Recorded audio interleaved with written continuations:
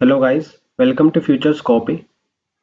आज हम पढ़ेंगे rural development administration and planning का यूनिट 2 रूरल डेवलपमेंट प्रोग्राम्स। तो एक बार देख लेते हैं कौन कौन से टॉपिक्स हम कवर करने वाले हैं। तो पहला हम पढ़ेंगे श्री निकेतन एक्सपेरिमेंट, फिर हम पढ़ेंगे गुड़गांव एक्सपेरिमेंट, फिर हम पढ़ेंगे मारथंडम एक्सपेरिमेंट, फिर है Baroda experiment, Firka development scheme, Etawah pilot project, Nilokheri experiment. फिर कुछ अप्रोचेस हैं रूरल कम्युनिटी डेवलपमेंट के लिए। तो पहली इसमें अप्रोच आती है टैगोरे अप्रोच, दूसरी है हमारी गांधीयन अप्रोच और तीसरी है हमारी सी सुब्रमण्यम अप्रोच। तो चलिए देखते हैं। तो चलिए शुरू करते हैं। पहला एक्सपेरिमेंट है हमारा श्री निकेतन एक्सपेरिमेंट। तो इसकी कहानी शुरू होती है जब टैगोर जो थे वो फैमिली स्टेट के इंचार्ज थे ईस्ट बंगाल में। जब उन्होंने ये गांव की गरीबी देखी तो बहुत ही सेंसिटिव हो गए। उन्होंने देखा कि गांव के लोग कितना स्ट्रगल करते हैं। तो उनका एक एम बन गया कि गांव की गरीबी को दूर करके इन लोगों को ऊपर उठाना है। टैगोर का ये आइडिया एक हमारे ब्रिटिश एग्नोमरिस्ट थे लियोनार्ड इल्मिस्ट, उनको पसंद आया। तो टैगोर जी थे, उन्होंने इनविटेशन दिया उन्हें। वो इंडिया आए, दोनों ने साथ मिलकर काम करना शुरू किया। दोनों ने मेथड्स बनाए कि कैसे हम इनकी सोशल और इकोनॉमिक चेंजेस कर सकते हैं। अब इनका जो ड्रीम था इसको रियलिटी में बदलने के लिए इन्होंने एक इंस्टीट्यूट खोला जिसका नाम रखा इन्होंने इंस्टीट्यूट ऑफ रूरल रिकंस्ट्रक्शन, जो श्रीनिकेतन में खोला गया 1920s में। ठीक है। अब इस प्रोग्राम का कुछ एम था कि विलेज को हमें सेल्फ रिलायंट और सेल्फ रिस्पेक्टफुल बनाना था।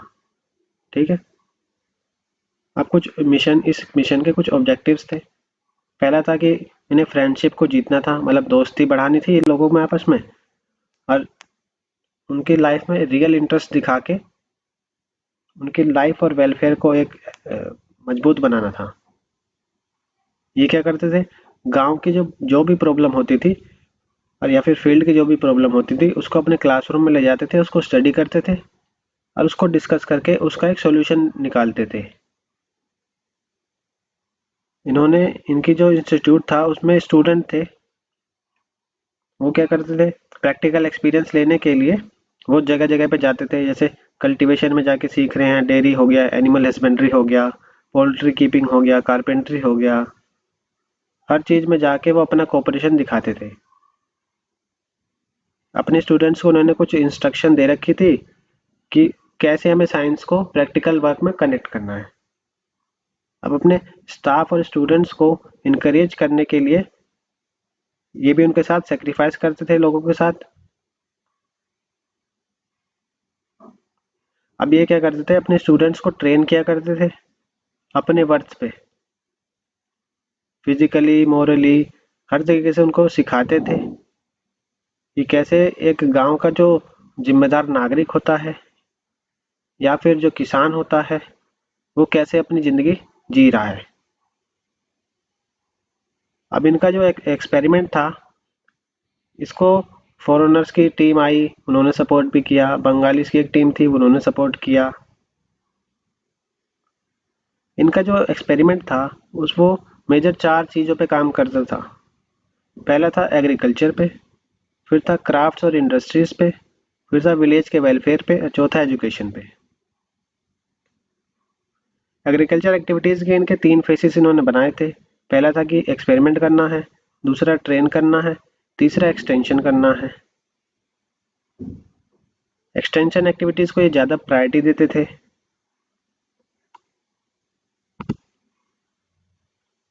उसका एक डेमोन्स्ट्रेशन प्लॉट बनाते थे जिससे कि फार्मर्स को एजुकेशन दे पाए। अब क्या करते थे, इनके इंस्टीट्यूट के वर्कर्स थे, वो एक या दो वर्कर्स गांव में जाते थे फार्मर्स के पास, उनकी एक्टिविटीज को सुपरवाइज करने के लिए देखते थे कि कैसे कैसे कर रहे हैं। अब कई सारी एक्टिविटीज थी जैसे डेयरी हो गया, पोल्ट्री हो गया, पिसिकल्चर हो गया, बी कीपिंग हो गया, ये सब रूरल डेवलपमेंट के अंदर आता है। अब इनका सिग्निफिकेंस क्या था श्री निकेतन एक्स प्रोग्राम का। पहला था कि कोऑपरेटिव मूवमेंट बना, दूसरा है कि एक धर्मगोला कंसेप्ट आया जो 1928 में इन्होंने इंट्रोड्यूस किया। इसमें क्या था कि हार्वेस्टिंग के टाइम पे फैमिली, हर फैमिली से कुछ पैडी कुछ जो धान या फिर जो भी वो उगाते थे वो डिपॉजिट करते थे इस धर्मकोला में, और जब भी इमरजेंसी पड़ती थी तो जितनी उनकी अफोर्डेबिलिटी है उसके हिसाब से वो मिनिमम पे अमाउंट, मतलब मिनिमम अमाउंट पे करके खरीद सकें। इसके लिए उन्होंने महिला समितिज बनाई जिन्होंने इकोनॉमिक और सोशल वेलफेयर में बहुत अच्छा काम किया। आगे देख लेते हैं। धर्मकोला ने फाइनेंशियल असिस्टेंस भी प्रोवाइड करी मिनिमल इंटरेस्ट के साथ, जिससे कि अफोर्डेबिलिटी इंश्योर हो गई। ड्रॉबैक क्या था कि इंस्टीट्यूट को गवर्नमेंट की तरफ से कोई हेल्प या कोई सपोर्ट नहीं मिला। और दूसरा क्या था कि ये रिसर्च वर्क नहीं कर पाए, इसलिए प्रोग्राम्स लिमिटेड तक रह गया। तो चलिए आगे देख लेते हैं गुड़गांव एक्सपेरिमेंट। गुड़गांव एक्सपेरिमेंट में क्या था, इसमें हमारा एक रूरल अपलिफ्टमेंट मूवमेंट बना जो हमारे स्टार्ट किया गया एफ एल ब्रेन के द्वारा 1920s में। उन्होंने वो गांव की गरीबी को ऑब्जर्व किया, बैकवर्डनेस को देखा, जिसकी वजह से वो मोटिवेट हो गए। तो इन्होंने 7 साल इस पे स्टडी करी। स्टडी करने के बाद इन्होंने एक स्कीम निकाली। उस स्कीम का नाम रखा इन्होंने द गुड़गांव स्कीम। अब उस स्कीम के अंदर कुछ ऑब्जेक्टिव्स थे। पहला था कि इन्हें क्रॉप प्रोडक्शन को बढ़ाना था। दूसरा कि जो एक्स्ट्रा खर्चा हो रहा है उसको कंट्रोल कर पाएँ। तीसरा कि हेल्थ को इम्प्रूव कर पाएँ। चौथा था कि वुमेन के लिए एक एजुकेशन की फील्डिंग को डेवलप कर पाएँ। पांचवा क्या था, होम डेवलपमेंट वर्क कर पाएँ। इसके लिए इन्होंने एक डिस्ट्रिक्ट वाइड ऑपरेशन चलाया जिसमें इन्होंने बहुत ही ज़्यादा प्रोपेगेंडा और पब्लिसिटी फैला दी इस प्रोग्राम की। इसके लिए उन्होंने विलेज गाइड अपॉइंट कर लिए जो इन्फॉर्मेशन को फैलाते थे एक गांव से दूसरे गांव में। इस प्रोग्राम ने कुछ इंट्रोड्यूस किया जिसमें था हमारा कि सीड्स का इम्प्रूवमेंट हो गया, उनका इम्प्लीमेंटेशन पता लग गया और कल्टीवेशन के मेथड्स हमें पता लग गए। अब ब्रेन ने कुछ एक्टिविटी इंट्रोड्यूस करी। उसमें पहली थी हमारी स्कूल बनाया इन्होंने रूरल इकोनॉमीज के लिए 1925 में, जिसमें क्या था कि विलेज गाइड को हम ट्रेन करते थे। दूसरा इन्होंने एक स्कूल बनाया डोमेस्टिक स्कूल इकोनॉमी में 1926 में बनाया था, जिसमें हम वुमेन्स को ट्रेन करते थे वेलफेयर वर्क के लिए। फिर उन्होंने एक हेल्थ एसोसिएशन चलाई जिसमें 5 हेल्थ सेंटर हमारे डिस्ट्रिक्ट में रन कर रहे थे। एक वुमेन इंस्टीट्यूट बनाया गुड़गांव में जो लेडीज गार्डन को मैनेज करते थे। अब इस प्रोग्राम से कुछ ड्रॉबैक थे। पहला था कि विलेज गाइड्स के पास टेक्निकल एक्सपर्टीज की कमी थी जिसकी वजह से प्रोग्राम परमानेंट नहीं रह पाया। दूसरा था कि सस्टेनेबल लीडरशिप डेवलप नहीं कर पाया जिसकी वजह से प्रोग्राम फेलियर हो गया। तीसरा है कि प्रोग्राम जो टोटली डिपेंड था एफएल ब्रेन के सेंटिमेंट्स पे डिपेंड था, जैसे ही उनका ट्रांसफर हुआ तो प्रोग्राम डिसकंटिन्यू हो गया। चौथा था कि जो रिफॉर्म्स था वो लोगों पे इम्पोज करना चाह रहे थे जबकि वो कम्युनिटी को खुद इनिशिएट करना चाहिए था, जिसकी वजह से प्रोग्राम फेलियर हो गया। तो चलिए आगे स्टार्ट करते हैं मार्थंडम एक्सपेरिमेंट। तो इसमें क्या था कि डॉक्टर स्पेंसर हैच जिन्होंने इस एक्सपेरिमेंट को स्टार्ट किया था ट्रेवेनकोर में, वाईएमसीए के अंडर रह के, जो 1921 में इन्होंने स्टार्ट किया था। मार्थनम एरिया के जो भी गांव थे वो अंडर डेवलप थे इकोनॉमिकली, और उनकी जो इकोनॉमिक कंडीशन थी वो भी गरीब थी। मतलब वहाँ के जो रहने वाले लोग थे वो मेजोरिटी गरीब थे। जो मेन ऑब्जेक्टिव है इस प्रोजेक्ट का, पहला है स्पिरिचुअल डेवलपमेंट, दूसरा है फिजिकल डेवलपमेंट, तीसरा है इकोनॉमिक डेवलपमेंट, चौथा है मेंटल डेवलपमेंट, पांचवा है सोशल डेवलपमेंट। डॉक्टर हैच ने एक कॉम्प्रिहेंसिव डेवलपमेंट किया एग्रीकल्चर में, पब्लिक हेल्थ में और एजुकेशन में। इस चीज़ के लिए उन्होंने एक एक्सटेंशन सेक्रेटरी रखा जिसने प्रोजेक्ट की एक्टिविटीज को सुपरवाइज किया। जो मार्था में एक्सपेरिमेंट था इसने एक पोजीशन बना ली जिससे कि वो सभी गांव्स को अपनी मतलब सेवा देने लगा। उन्होंने कई सारी एक्टिविटीज कराई जैसे कि prize bull, goats, model bee hives, demonstration plots, poultry runs, weaving shed. Centres में उन्होंने हनी एक्सट्रैक्टर रख दिए लाके, हेल्थ चार्ट बना दिया और टूल्स रख दिए लाके कॉटेज वेकेशंस के लिए। उन्होंने ज़्यादा एम्फोसाइज किया सेल्फ हेल्प पे कि सब अपनी मदद खुद करें। और जो कॉटेज वेकेशन थी उसमें उन्होंने टीचिंग देना शुरू किया और उनको एग्रीकल्चर में कैसे इम्प्लीमेंट करना है उसको उन्होंने सिखाया। इसके लिए उन्होंने कुछ उनके सक्सेसफुल आउटपुट आए, जो कि पहला था एक्सेलिंग क्लब, जो कि एक सेल्फ गवर्निंग बॉडी बन गया 1939 में। दूसरा cooperative society I Honey club, जिन्होंने ये सिखाया कि मॉडर्न तरीके से बी हाइव का यूज़ कैसे करना है, साइंटिफिक तरीके से हनी को कैसे एक्सट्रैक्ट करना है, क्योर करना है और उसे कैसे मार्केट में बेचना है या उसकी मार्केटिंग कैसे करनी है। अब इस प्रोग्राम्स के कुछ ड्रॉबैक थे। पहला था कि इनएडिक्वेट फंड्स की कमी पड़ गई और गवर्नमेंट ने भी कोई सपोर्ट नहीं किया। पूरी जिम्मेदारी डॉक्टर हैच पे डिपेंड थी, जो उनकी डेथ के बाद लीडरशिप का कन्फ्लिक्ट आया। जो नॉन पेड वर्कर्स थे, उनकी इकोनॉमिक कंडीशन इतनी अच्छी नहीं थी, जिसकी वजह से ये प्रोग्राम फेल हो गया। तो चलिए आगे देख लेते हैं बड़ौदा एक्सपेरिमेंट। ये हमारा इनिशिएट या फिर स्टार्ट किया गया था वीटी कृष्णाचार्य, जो 1932 में उन्होंने स्टार्ट किया था बड़ौदा स्टेट में, जहाँ पे ये दीवान का काम कर रहे थे। इस प्रोग्राम का पहला ऑब्जेक्टिव क्या था कि हमें लिविंग स्टैंडर्ड को रैपिडली इम्प्रूव करना है, इंडस्ट्रियलाइजेशन को बढ़ाना है और एजुकेशन को एक्सपेंड करना है। दूसरा ऑब्जेक्टिव क्या था कि एग्रीकल्चर प्रोडक्शन को हम बढ़ाना है, जिससे कि जो ज़रूरतें हैं, जो बेसिक ज़रूरतें हैं, उसको पूरा किया जा सके। ये प्रोजेक्ट हमारा नवसरी डिस्ट्रिक्ट गुजरात में स्टार्ट हुआ था।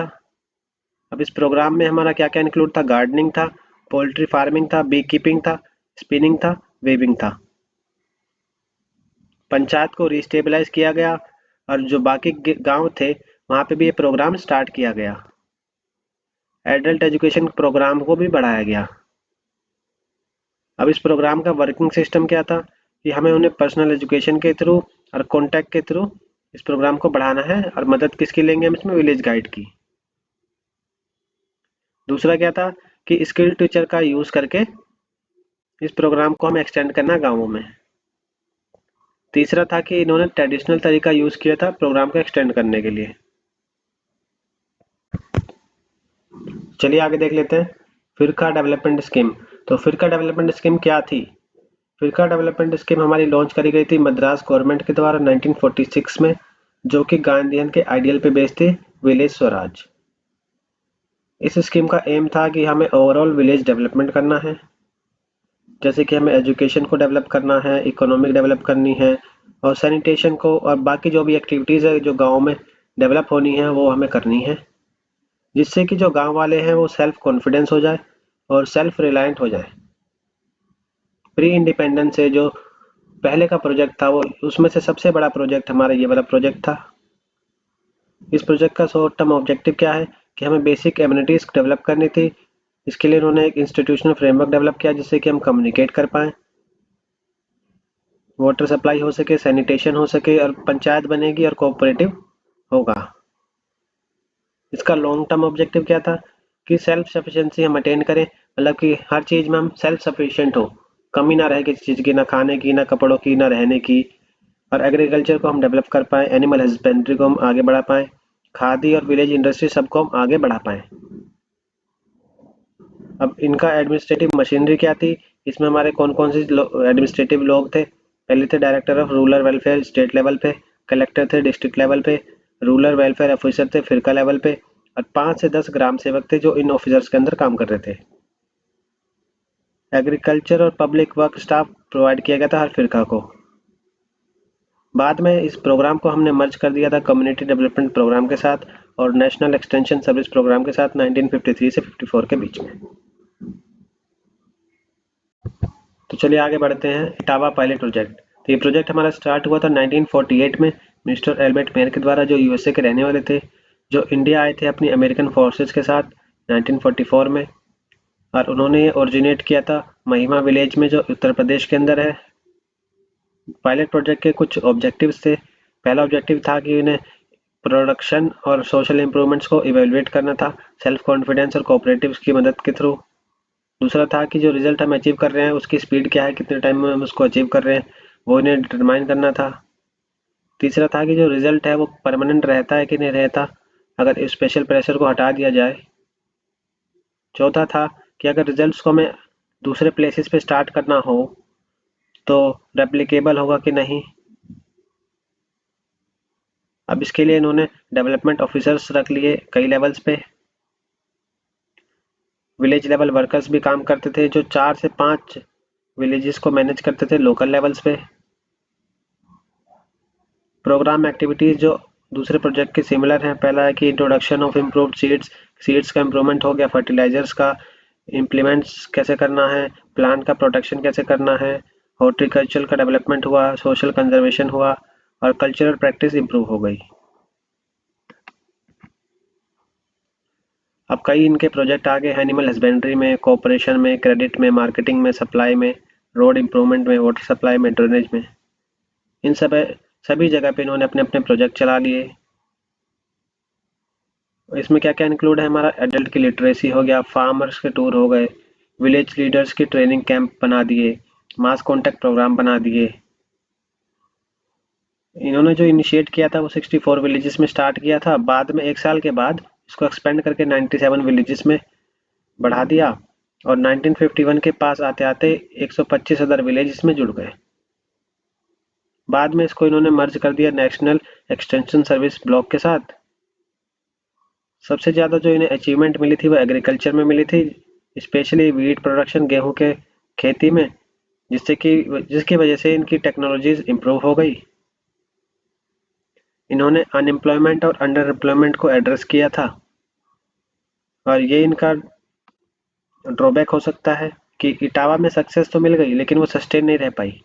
जैसे मेयर्स का डिपार्चर हुआ 1957 में, ये प्रोजेक्ट भी बंद हो गया। तो चलिए आगे बढ़ते हैं। नीलोखेरी एक्सपेरिमेंट, ये हमारा स्टार्ट हुआ था 1948 में। किसके लीडरशिप के अंडर में, एस के देव थे जो मिनिस्ट्री ऑफ कम्युनिटी डेवलपमेंट के मेंबर थे। इसका प्राइमरी पर्पस क्या थी कि हमें एक नई टाउनशिप डेवलप करनी है फॉर द रिहेबिलिटेशन। रिहेबिलिटेशन का मतलब होता है रिकवर करना। Displace person from west Pakistan, जो वेस्ट पाकिस्तान से लोग डिस्प्लेस हो गए थे उनको रिकवर करके एक नई टाउनशिप बना रहे थे, उसमें उनको रखना था। ये जो टाउनशिप बन रही थी ये हमारी बनी थी स्वैम्पी बैरन लैंड्स, मतलब कि गीली अनउपजाऊ जो ज़मीन होती है उस पे बना था, जो वोकेशनल ट्रेनिंग सेंटर के पास था, दिल्ली अम्बाला हाईवे पे। एस के दे ने एक स्कीम लॉन्च करी, मजदूर मंजिल, फॉर नीलोखेरी टाउनशिप कंस्ट्रक्शन। नीलोखेरी में जो टाउनशिप बन रही थी उसकी कंस्ट्रक्शन के लिए। ये जो स्कीम थी वो लोगों को दे रही थी एग्रीकल्चर पे ट्रेनिंग, जिससे कि वो प्रिपरेशन कर पाएँ, कॉटेज इंडस्ट्री पे ट्रेनिंग, कारपेंटरी पे ट्रेनिंग। वर्क सेंटर्स जो थे हमारे स्टार्ट हो गए थे क्राफ्ट्स में, जैसे कि वेविंग हो गया, calico printing, shop making, laundry, bakery, tin black smithy, general mechanics, leather और जितने भी दूसरे क्राफ्ट थे सब स्टार्ट हो गए थे। ये एक यूनिक प्रोजेक्ट था जिसका ऑब्जेक्टिव था कि प्लान्ट हमें सेटलमेंट करना है और कॉम्प्रिहेंसिव रिकवर सेंटर बनाना रिफ्यूजीज के लिए। कॉलोनीज के अंदर इन्होंने स्कूल खोले, एग्रीकल्चर फार्म स्टार्ट कर दिए, polytechnic training centre, dairy, poultry farm, piggery farm, horticulture garden, printing press, garment factory, engineering workshop, soap factory, बाकी जो भी चीज़ें थी सब स्टार्ट हो गई थी। नीलोखेरी हमारा एक एक्सीलेंट एग्जाम्पल है टाउन प्लानिंग का। तो चलिए आगे बढ़ते हैं, रूरल डेवलपमेंट पढ़ते हैं। रूरल डेवलपमेंट क्या करता है, क्वालिटी ऑफ लाइफ को इम्प्रूव करता है और इकोनॉमिक कंडीशंस को भी वेलबिंग बनाता है, मतलब कि मजबूत बनाता है। एक आइसोलेटेड मतलब कि जो लोग अलग रह रहे होते हैं, या फिर स्पार्सली पॉपुलेटेड का मतलब है कि जहाँ पे कम लोग रह रहे हैं, उन रूरल एरियाज को इम्प्रूव करता है। इसका जो ट्रेडिशनल फोकस है लैंड इंटेंसिव रिसोर्स, कि उन लैंड से जहाँ से रिसोर्स ज़्यादा मिले, जैसे कि फॉरेस्ट्री हो गया, एग्रीकल्चर हो गया। अब अर्बनाइजेशन और ग्लोबल प्रोटेक्शन में जैसी चेंजेस आए हैं उन्होंने रूरल एरिया को बिल्कुल ट्रांसफॉर्म करके रख दिया है। इन चेंजेस के साथ साथ रूरल डेवलपमेंट एक क्रूशियल बन गया है, बहुत ही ज़रूरी बन गया है नेशनल डेवलपमेंट को इम्प्रूव करने के लिए। About 2/3 of Indian country population relies on agriculture for livelihood, कि हमारी जो 2/3 हिस्सा है पॉपुलेशन का वो एग्रीकल्चर पे डिपेंड है अपनी रोज़मर्रा की ज़िंदगी को चलाने के लिए। 1/3 जो रूरल इंडिया है वो पॉवर्टी लाइन से नीचे है, जिस पे गवर्नमेंट को ध्यान देना चाहिए और काम करना चाहिए जिससे कि उनकी लिविंग स्टैंडर्ड को इम्प्रूव किया जा सके। रूरल डेवलपमेंट फोकस करता है उन एक्शंस पे जो रूरल एरियाज की इकोनॉमी को बढ़ाना चाहते हैं। कुछ एरियाज हैं जिनमें ज़्यादा अटेंशन देना ज़रूरी है। पहला एजुकेशन है, दूसरा पब्लिक हेल्थ एंड सैनिटेशन, तीसरा वुमेन एम्पावरमेंट, चौथा है इंफ्रास्ट्रक्चर डेवलपमेंट जैसे कि इलेक्ट्रिसिटी हो गया, इरिगेशन हो गया, वाटर सप्लाई, ये सब इंफ्रास्ट्रक्चर के अंदर आता है। चौथा है facilities for agriculture extension and research. छठा है अवेलेबिलिटी ऑफ क्रेडिट। सातवां है एम्प्लॉयमेंट अपॉर्चुनिटीज़। आगे देख लेते हैं हम इम्पोर्टेंस ऑफ रूरल डेवलपमेंट की इम्पोर्टेंस क्या है। पहला है कि बहुत ही ज़रूरी है रूरल वेलबींग, रूरल को मजबूत बनाने के लिए और ओवरऑल नेशनल इकोनॉमिक ग्रोथ को बढ़ाने के लिए। दूसरा है कि एक की तरह काम करता है नेशनल के इवोल्यूशनरी प्रोग्रेस में। ये एक तरह की स्ट्रेटेजी है जिसमें प्रोडक्टिविटी इंप्रूव होती है, सोशल इकोनॉमिक इक्वालिटी बढ़ती है और स्टेबिलिटी आती है। इसका प्राइमरी गोल क्या है कि भुखमरी को हमें 70% तक घटाना है रूरल पॉपुलेशन के अंदर, जिससे कि सफिशिएंट और हेल्थी फूड मिल सके। सेकेंडरी ऑब्जेक्टिव क्या है कि उनके पास कपड़े का एक्सेस हो, मतलब कपड़े हों, फुट चप्पल पहनने के लिए हो, साफ इन्वायरमेंट हो, हाउसिंग हो, मतलब घर हो, मेडिकल केयर हो, रिक्रिएशन हो, एजुकेशन हो and improve transport and communication हो। आगे हम देख लेते हैं ऑब्जेक्टिव्स ऑफ रूरल डेवलपमेंट के ऑब्जेक्टिव्स क्या हैं। पहला है कि प्रोडक्टिविटी को हम इम्प्रूव करना है और रूरल पीपल की वेजेस को भी बढ़ाना है। दूसरा है कि हमें एम्प्लॉयमेंट दिलवाना है जिससे कि वो बढ़ सके और आसानी से मिल सके। तीसरा है कि अनएम्प्लॉयमेंट को घटाना है जिससे कि अंडर एम्प्लॉयमेंट में एक घटता हुआ दिखे हमें कि अंडर एम्प्लॉयमेंट घट रहा है। चौथा है कि हमें उनके स्टैंडर्ड ऑफ लिविंग को बढ़ाना है जो अंडर प्रिविलेज पॉपुलेशन है।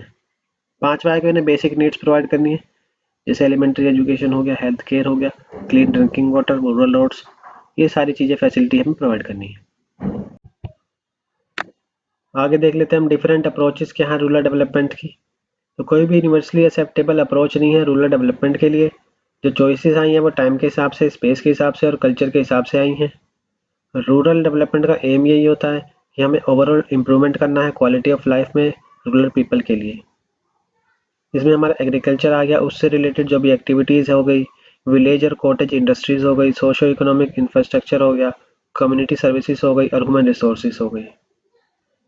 अब टाइप ऑफ अप्रोचेस कौन कौन सी हैं। पहला है ब्रॉड फ्रंट अप्रोच, दूसरा है सेक्टोरल अप्रोच, तीसरा पार्टिसिपेटरी अप्रोच, चौथा एरिया डेवलपमेंट अप्रोच, पांचवा टारगेट अप्रोच, छठा बेसिक नीड्स अप्रोच, फिर employment oriented integrated approach to rural development, integrated development approach, growth centre approach, community driven development और approach, Gandhian approach और Tagore approach. तो एक एक करके हम देखने वाले हैं आगे।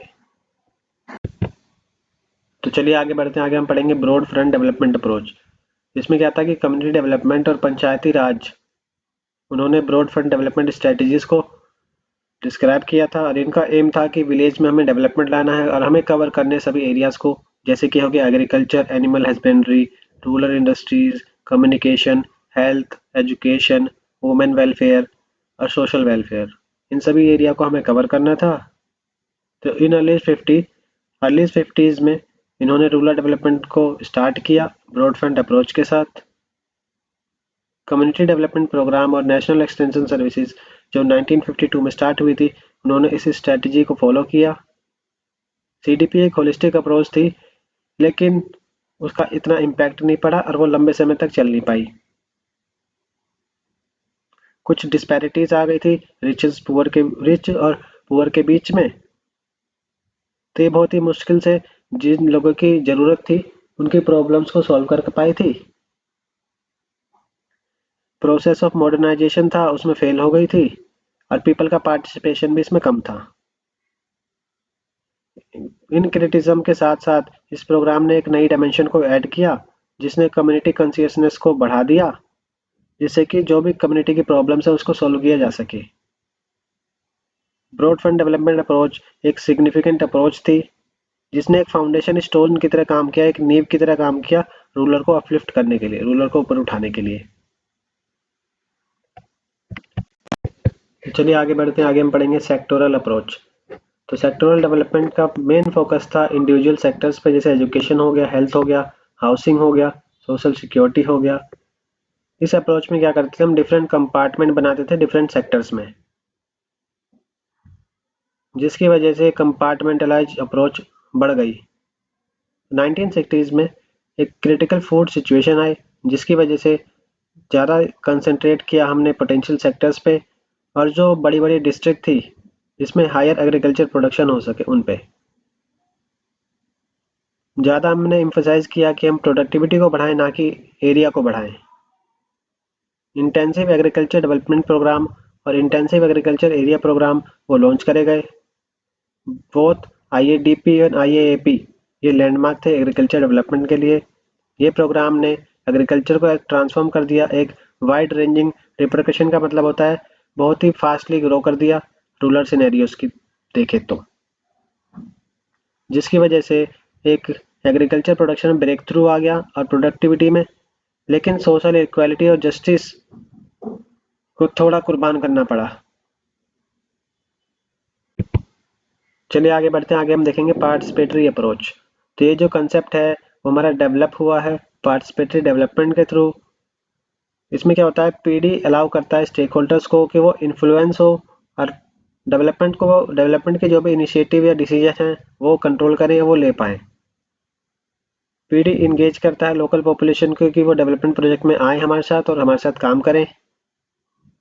PD यूटिलाइज करता है लोकल डिसीजन मेकिंग और capacities for intervention definition. Intervention का मतलब बीच बचाव, कि अगर डिसीजन लेना पड़ जाए तो उसमें बीच बचाव करना पड़ेगा तो वो हम कर लेंगे। PD का एम होता है कि लोकलाइज जो कैपिटल है उसको एक्यूमुलेट करना, मतलब एक्वायर करना। किसके थ्रू करेगा, स्किल डेवलपमेंट और रिसोर्स जनरेशन के थ्रू। एसेंशियल फीचर क्या है PD का, कि सोशल मोबिलाइजेशन, कि एक मास में लोग मूव कर पाए एक जगह से दूसरी जगह पे। PD ने एक नया सेल्फ कॉन्फिडेंस ला दिया है कम्युनिटी इंगेजमेंट में, कि लोग आए हमारी कम्युनिटी में कंट्रीब्यूट करें। अगर कोई कलेक्टिव प्रोजेक्ट्स आ रहे हैं तो लोग मिलकर उसमें काम कर सके। आगे हम देख लेते हैं एरिया डेवलपमेंट अप्रोच। तो ये अप्रोच क्या कहती है, इस अप्रोच का मानना ये है कि जो एरिया डेवलपमेंट होता है वो सिर्फ ज़रूरी जो इंफ्रास्ट्रक्चर नेटवर्क है उसको डेवलप करने से नहीं आता, बल्कि उन सभी फैक्टर से आता है जो लोकल इकोनॉमी ने एक्टिवेट करे हैं और जो इंफ्रास्ट्रक्चर हैं जो प्रोडक्टिव हैं। डेवलपमेंट में क्या क्या चीज़ें चाहिए होती हैं, हमें स्पेशियल और फंक्शनल इंटीग्रेशन चाहिए होता है। रूरल ग्रोथ सेंटर्स जो हैं वो इंफ्रास्ट्रक्चर के लिए आइडियल की तरह काम करते हैं, जिसमें हिंटरलैंड्स एक बेसिक प्लानिंग यूनिट्स है। हिंटरलैंड्स क्या होते हैं, वो जगह जो बहुत नदी के किनारों से बहुत दूर हो या फिर नदी से बहुत दूर हो, उनके लिए एक बेसिक प्लानिंग करनी है जिससे कि इंटीग्रेटेड डेवलपमेंट हो सके। ये अप्रोच जो हमारी सेक्टोरल एक्टिविटीज़ हैं उनको बैलेंस करती है स्पेशल ग्रोथ के साथ, लेकिन ये गारंटी नहीं देती कि हमें इकोनॉमिक ग्रोथ इक्वल मिलेगी सभी रूरल क्लास और कम्युनिटीज़ के लिए। तो चलिए आगे बढ़ते हैं, आगे हम पढ़ेंगे टारगेट अप्रोच। तो टारगेट अप्रोच में क्या था, रूरल डेवलपमेंट ने अपना फोकस शिफ्ट कर दिया है किसी भी एक स्पेसिफिक ग्रुप के लिए, कि उन्हीं की सोशल और इकोनॉमिक लाइफ को हमें इम्प्रूव करना है, जिसकी वजह से जो बाकी के सेक्टर्स और रीजन्स हैं उनमें लैग आ गया है, मतलब कमी आ गई है। तो स्पेशल प्रोग्राम बनाए गए थे जैसे कि small farmer development agency and marginal farmers development agency, जिन्होंने मार्जिनलाइज्ड और स्मॉल फार्मर्स को टारगेट किया, और जो एग्रीकल्चर लेबर थे जिनके पास लैंड नहीं थी उनको टारगेट किया। जो टारगेट ग्रुप का अप्रोच थी उन्होंने बढ़िया रिजल्ट शो किए, जिनके पास एक सेटिस्फैक्ट्री इंफॉर्मेशन थी और उनका एडमिनिस्ट्रेशन भी बहुत ही स्ट्रॉन्ग था, उनका ऑर्गेनाइजेशनल अरेंजमेंट भी बहुत बढ़िया था। इनका एम था कि जो रीजनल इम्बैलेंस है उसको करेक्ट करें। इसी के लिए कुछ सक्सेसफुल प्रोग्राम जो टारगेट अप्रोच के अंडर आते हैं, पहला tribal area development programme, hill area development programme, drought prone area programme, desert development programme and command area development programme. आगे देख लेते हैं बेसिक नीड अप्रोच। तो इसमें क्या था, बेसिक नीड अप्रोच ने प्रायोरिटी ला दी थी कि हमें एक मिनिमम स्टैंडर्ड ऑफ लिविंग तो देना ही देना है जो पुअर है। उनका जो डेवलपमेंट प्लानिंग थी उसके अंदर उन्होंने एक स्टैंडर्ड सेट कर दिया, जिसका एम था कि भैया पॉवर्टी गरीबी को घटाना है, इनइक्वालिटी को कम करना है और एम्प्लॉयमेंट की ग्रोथ को बढ़ाना है, और एक डिस्ट्रीब्यूटिव जस्टिस को भी इम्प्लीमेंट करना है। इन्होंने पर्सनली और सोशल कंजप्शन के लिए ध्यान दिया, ह्यूमन राइट्स लाए, पीपल का पार्टिसिपेशन बढ़ाया और ग्रोथ बढ़ाई जस्टिस में। इंडिया ने इंट्रोड्यूस किया था मिनिमम नीड प्रोग्राम, जो 1974 में आया था ड्यूरिंग फिफ्थ प्लान पीरियड के टाइम। तो एमएनपी का एम ये था कि उन्हें एक नेटवर्क को स्टैब्लिश करना है जिसमें बेसिक सर्विसेज और फैसिलिटीज़ दे पाएँ, जो भी एक्सेप्टेड नॉर्म्स हैं उसके अंदर। इनका फोकस था कि ये ह्यूमन रिसोर्स डेवलपमेंट में इन्वेस्ट करेंगे, जिससे कि जो लोग पॉवर्टी लाइन से नीचे रह रहे हैं उनकी क्वालिटी ऑफ लाइफ को इम्प्रूव किया जा सके। चलिए आगे बढ़ते हैं। आगे employment oriented integrated approach to rural development. तो इसमें क्या था, इन 1978 से 79 के बीच में एक कॉम्प्रिहेंसिव अप्रोच लाई गई रूरल डेवलपमेंट में, जिसको इन्होंने नाम दिया इंटीग्रेटेड रूरल डेवलपमेंट प्रोग्राम। ठीक है, कई प्रोग्राम इसके अंदर चल रहे थे जो एड्रेस कर रहे थे multi level multi sector challenges को जो रूरल एरिया में आते हैं। आईआरडीपी का एम था कि वेलफेयर को हमें एक्सेलरेट करना है और जो लोग गरीब हैं उनको उनका डेवलपमेंट करना है। ये एक अप्रोच को फॉलो करते थे जो गांधीयन प्रिंसिपल के बेस थी। अंत्योदय को एम्प्लॉयमेंट इनिशिएट किया इन्होंने, रूरल वर्क्स बढ़ाए, एम्प्लॉयमेंट गारंटीज प्रोग्राम चलाए और DWCRA प्रोग्राम चलाया जो क्या था, development of women and children in rural areas. और एक JRY चल रहा था, जवाहर रोजगार योजना। ये एक इंटीग्रल कंपोनेंट थे IRDP के। चलिए आगे बढ़ते हैं। आगे हम देखेंगे इंटीग्रेटेड डेवलपमेंट अप्रोच। तो जो एरिया डेवलपमेंट अप्रोच थी उसमें कुछ कमी थी कि वो एम्प्लॉयमेंट को एड्रेस नहीं कर पा रही थी, इनकम को, और जो एसेट का डिस्ट्रीब्यूशन है वो भी अनइक्वल था। इंटीग्रेटेड डेवलपमेंट अप्रोच ने इस प्रॉब्लम्स को टैकल किया, इन इश्यूज को सॉल्व किया, लेकिन जोग्राफिकली बात करें तो वो अकेली पड़ गई अगर एरिया डेवलपमेंट की बात करी जाए, जिसकी वजह से वो अनसफिशिएंट हो गई।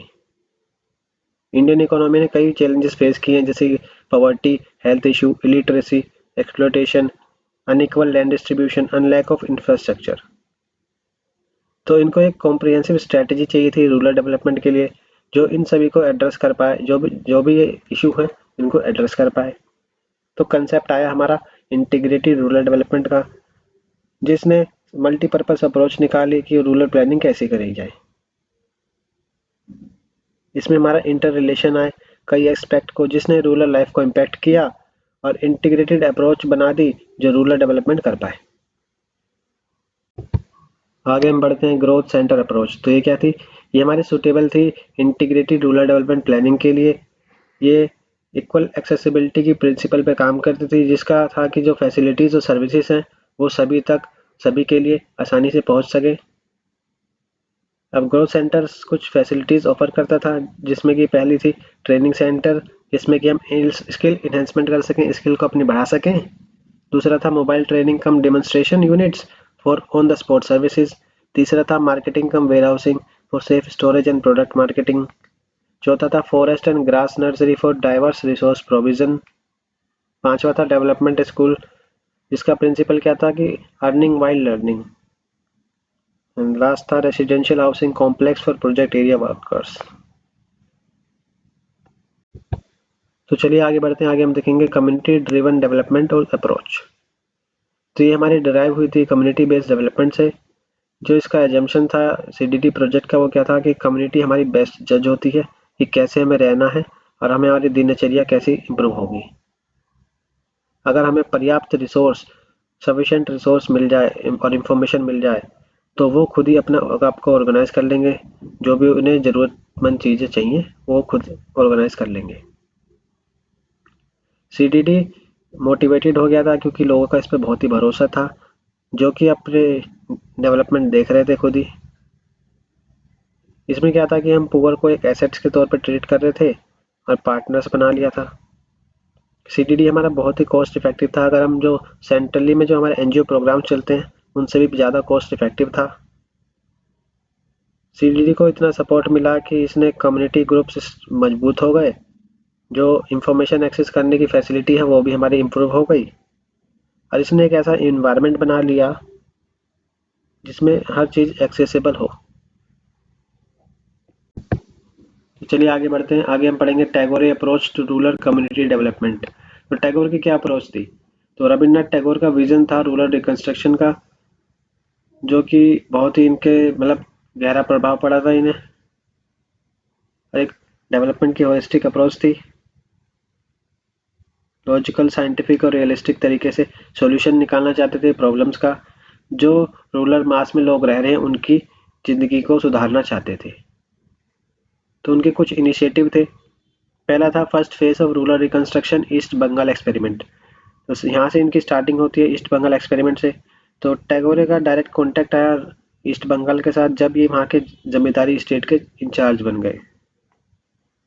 उस टाइम पे रूरल रिकंस्ट्रक्शन का इनके पास आइडिया आया और वहाँ से रूरल रिकंस्ट्रक्शन प्रोग्राम स्टार्ट हो गए। इनके प्रोग्राम में क्या क्या चीज़ें इंक्लूड थी? हेल्थ था, एजुकेशन था, कॉटेज इंडस्ट्री, एग्रीकल्चर, फिशरीज और वेविंग।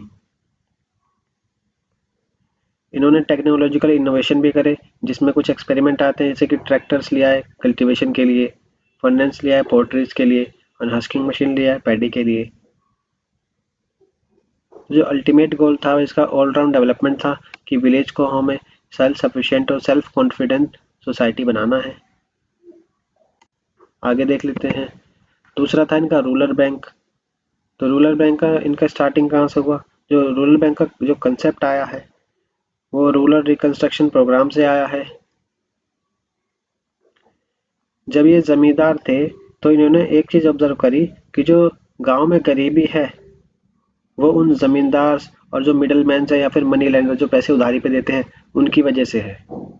तो इसकी वजह से इन्होंने एक बैंक खोला जिसका नाम रखा इन्होंने पतिसार बैंक, जो 1905 में स्टैब्लिश किया, जिस जो लोन देता था लोअर इंटरेस्ट रेट पे। आगे देखते हैं श्री निकेतन एक्सपेरिमेंट। तो जो इंस्टीट्यूट था श्री निकेतन का वो एक आइसोलेटेड एक्सपेरिमेंट नहीं था, लेकिन वो टैगोर का एक इंटीग्रल पार्ट था जिसमें एजुकेशन और रिकंस्ट्रक्शन एफर्ट्स लगाए गए थे। उसका ऑब्जेक्टिव था कि जो लोगों का ट्रस्ट है उसको जीतना और जो भी जो प्रैक्टिकल एक्सपीरियंस है उसको एजुकेशन से प्रैक्टिकली कैसे करना है, कैसे सर्विसेज प्रोवाइड करनी है। प्रैक्टिकल लर्निंग में क्या था कि स्टूडेंट हमारे कल्टीवेशन में इंगेज होंगे, डेयरी वर्क में, एनिमल हस्बेंड्री में, पोल्ट्री कीपिंग में, कारपेंट्री में, स्मिथिंग में, वेविंग में, टर्नरी में और सैनिटेशन में। इन सभी एक्टिविटीज़ में स्टूडेंट्स हमारे इन्वॉल्व हो रहे होंगे। आगे देखेंगे अब इन्होंने साइंस को कैसे कनेक्ट किया। तो एलिमेंट्री इंस्ट्रक्शन आई, साइंटिफिक प्रिंसिपल्स को हमने प्रैक्टिकल वर्क में कनेक्ट किया। कोऑपरेशन को इन्होंने बढ़ाया, इन्होंने इनकरेज किया कि कोऑपरेशन और जो सर्विसेज दे रहे हैं जिससे कि जो विलेजर्स हैं उनका बेनिफिट हो सके। फिर आगे देखते हैं, आगे इन्होंने रूरल इंडस्ट्रीज बनाई।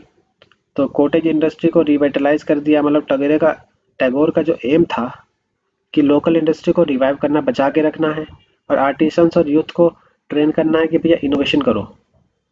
इसके लिए उन्होंने एक शिल्प भवन बनाया जो शांति निकेतन में बना, जिससे कि वो आइडिया को इम्प्लीमेंट कर पाए। आगे इन्होंने इंस्टीट्यूट बनाया रूरल रिकंस्ट्रक्शन के लिए। जो इंस्टीट्यूट था वो रिसर्च पे, एक्सटेंशन पे और एजुकेशन डिवीजन पे काम करता था। डेमोन्स्ट्रेशन यूनिट्स क्या थी? जो डेमोन्स्ट्रेशन और सर्विसेज यूनिट है वो हमारी मेंटेन होती थी एग्रीकल्चर में, एनिमल हस्बेंड्री में, कॉटेज इंडस्ट्री में, हेल्थ में, एजुकेशन में और विलेज ऑर्गेनाइजेशन में। आगे देखते हैं रूरल लाइब्रेरीज। तो रूरल लाइब्रेरी एक क्रूशियल रोल प्ले करती है टैगोर के रिकंस्ट्रक्शन विजन में। इसके लिए उन्होंने लाइब्रेरीज खोली। पहली थी सेंट्रल लाइब्रेरी जो उन्होंने स्टैब्लिश करी लर्निंग और रिसर्च के लिए। दूसरी इन्होंने लोकल लाइब्रेरी खोली जो रीडिंग और लर्निंग को प्रमोट कर पाए लोकल पॉपुलेशन के अंदर।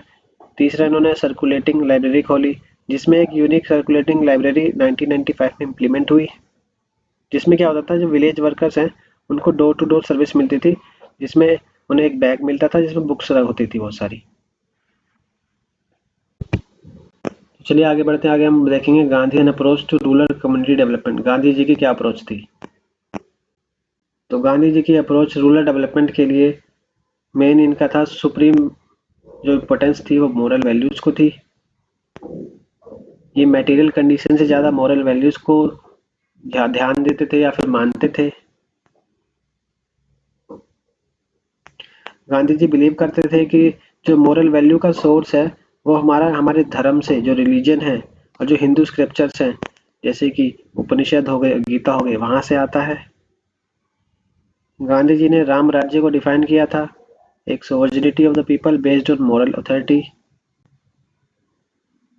अब कुछ टीनेंट्स हैं गांधी जी के जो आइडियल सोशल ऑर्डर पे डिपेंड करते हैं। पहला आइडियल विलेज।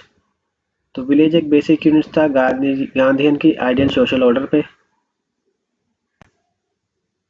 तो गांधी जी का जो आइडियल विलेज था वो प्री ब्रिटिश पीरियड के टाइम पे था, जब इंडियन विलेज क्या था कि वो सेल्फ गवर्निंग थे, मतलब स्वतंत्र थे। तो गांधी जी के अकॉर्डिंग जो फेडरेशन थी उन पे कोई भी दबाव नहीं था, कोई भी फेडरेशन ज्वाइन कर सकता था, किसी पे कोई जोर जबरदस्ती नहीं थी। जो वर्क था सेंट्रल अथॉरिटी का वो कोऑर्डिनेट करता था, सुपरवाइज करता था और मैनेज करता था कॉमन इंटरेस्ट को, जिसमें कि हम डिसीजंस को गांव पे डिसीजन गांव के लिए ले सके। जो सेंट्रल अथॉरिटी थी वो मॉरल प्रोसेशन को ज़्यादा रिलाय करती थी, ना कि कोई दबाव नहीं डालती थी।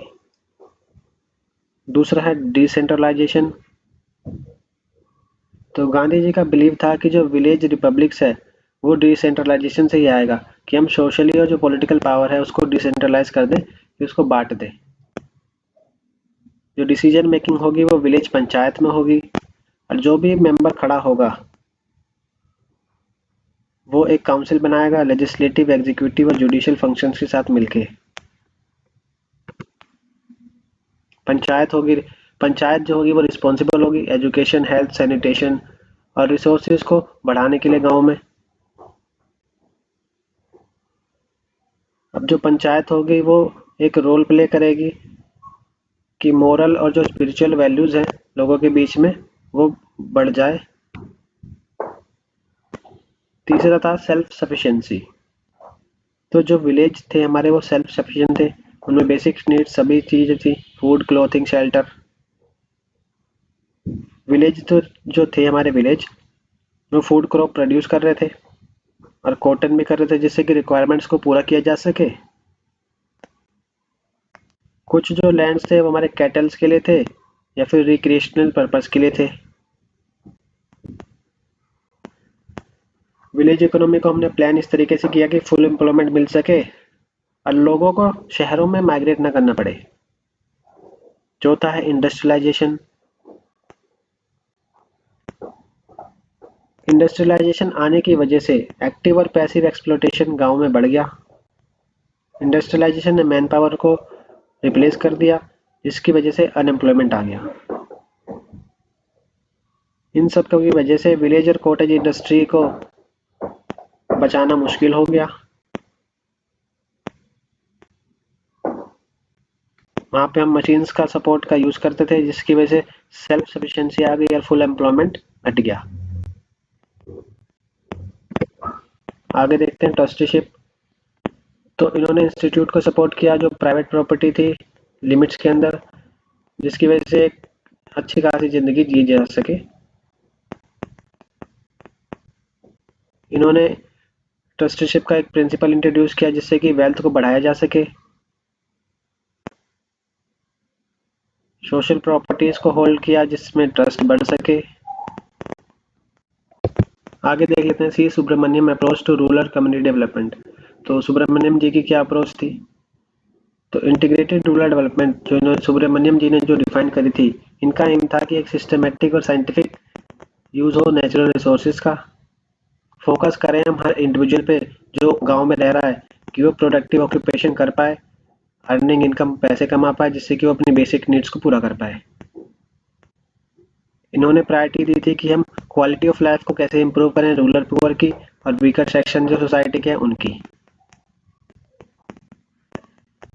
ये उस हद तक चले गए थे कि एग्रीकल्चर की प्रोडक्टिविटी को हमें इंक्रीज करना है। इन्होंने एम बनाया था कि हमें एक इक्विटेबल डिस्ट्रीब्यूशन करना है इकोनॉमिक और सोशल प्रोग्रेस का। ये उन कामों में भी जुड़ गए थे जिसका नीड थी कि मल्टीपर्पज अप्रोच होनी चाहिए रूरल प्लानिंग के लिए। इन्होंने एक multi level, multi sector, multi section concept को डिस्क्राइब किया था। इन्होंने रूरल डेवलपमेंट को डिफरेंट लेवल्स पे इनकम पास किया, जिसमें कि विलेज कम्युनिटीज बनाई, ब्लॉक बनाए, डिस्ट्रिक्ट बनाई। मल्टीपल सेक्टर्स इन्वॉल्व थे, जैसे एग्रीकल्चर हो गया, इंडस्ट्री हो गया, एजुकेशन हो गया, हेल्थ हो गया, ट्रांसपोर्टेशन हो गया। इनका फोकस था कि जो सोशल इकोनॉमिक डेवलपमेंट है किसी स्पेसिफिक टारगेट्स के अंदर ना हो, सभी के लिए हो। इसमें कि लैंडलेस लेबर भी आए, आर्टिसन भी आए, स्मॉल फार्मर्स भी आए, मार्जिनल फार्मर्स भी आए, शेड्यूल्ड कास्ट, शेड्यूल्ड ट्राइब, सभी लोग उसमें आए। अब आगे हम देख लेते हैं प्रीवियस ईयर क्वेश्चंस। तो ये 2 मार्क्स के क्वेश्चन जो पिछले 2 सालों में पूछे गए हैं वो आप देख लेना एक बार। ये नीचे 10 मार्क्स के क्वेश्चन हैं और ये भी आगे भी हैं।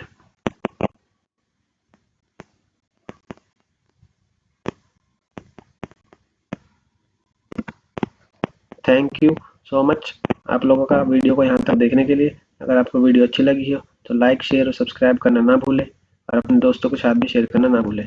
Thank you.